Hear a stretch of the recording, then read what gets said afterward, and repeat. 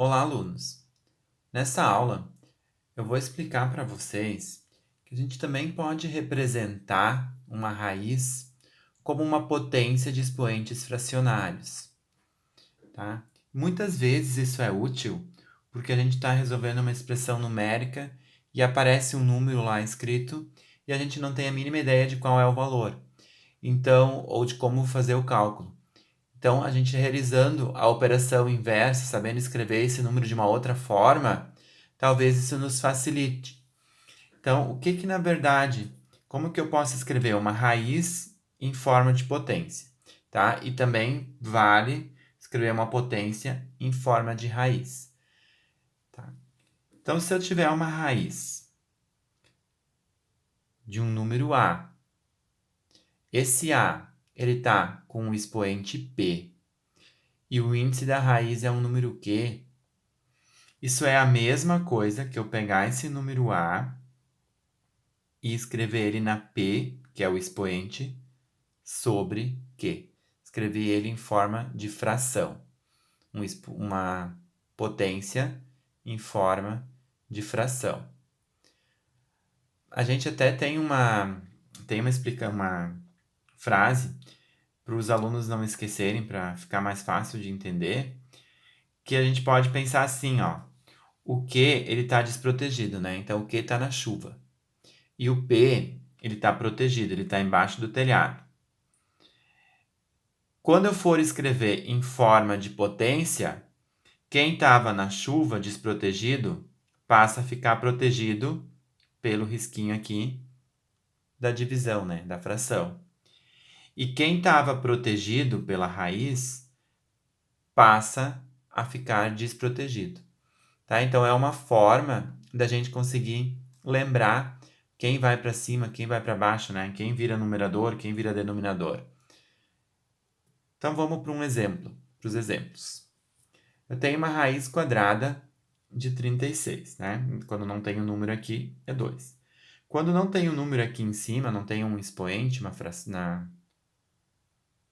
no número, na potência, é o número 1 que está aqui.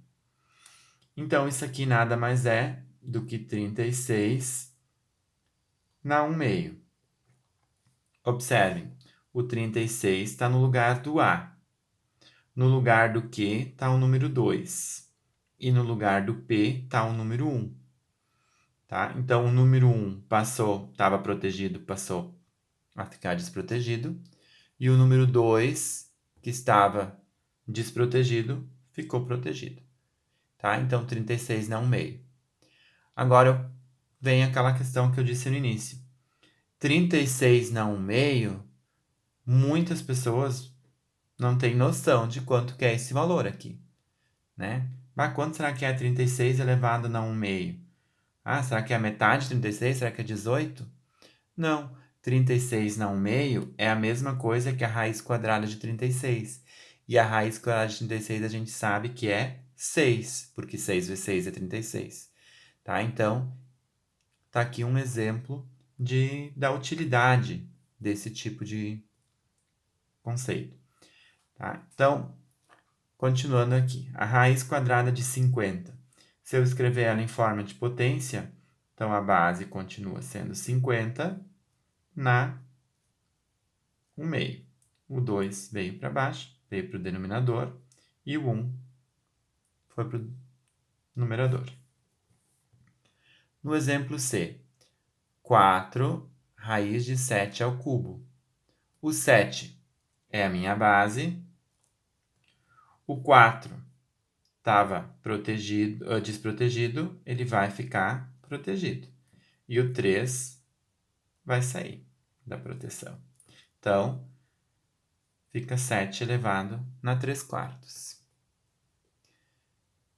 3, né? Então, raiz cúbica de 13 na 7.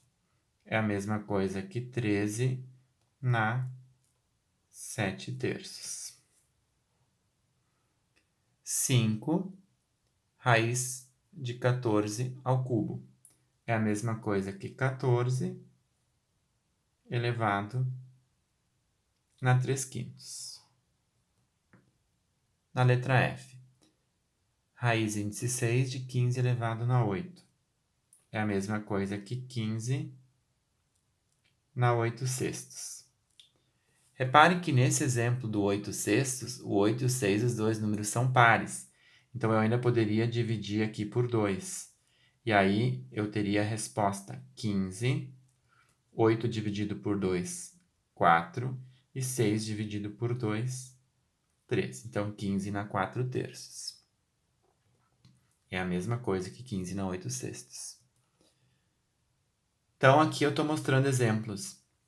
O número em forma de raiz e eu escrevi ele em forma de potências. Agora aqui embaixo eu vou fazer dois exemplos onde o número está na forma de potência e eu vou escrever ele como forma de radical. Então, 9 na 1 meio é a mesma coisa que a raiz quadrada de 9. 1 aqui não precisa escrever e 2 também não precisa escrever.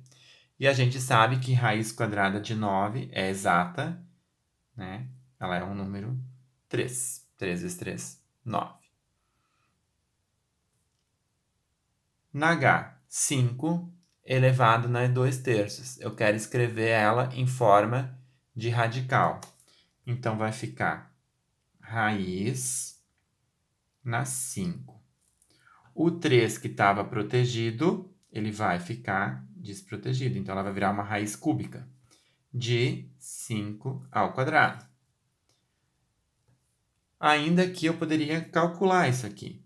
Vai dar raiz cúbica, 5 ao quadrado, 5 vezes 5, 25.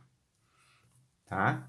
Então, mostrei para vocês uns exemplos de como a gente pode, às vezes, ter que escrever um número de uma outra forma para conseguir interpretar melhor o significado, o valor dele. Tá? Espero que tenham entendido. Se ficou alguma dúvida, podem deixar nos comentários.